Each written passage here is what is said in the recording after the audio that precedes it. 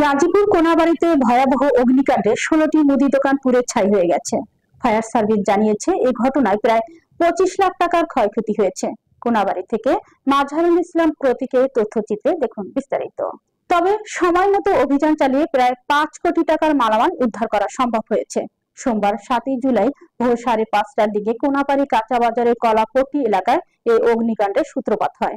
খবর পেয়ে ফায়ার সার্ভিসের 4টি ইউনিট দ্রুত ঘটনাস্থলে পৌঁছে প্রায় 2 ঘন্টার চেষ্টায় আগুন নিয়ন্ত্রণে আনে।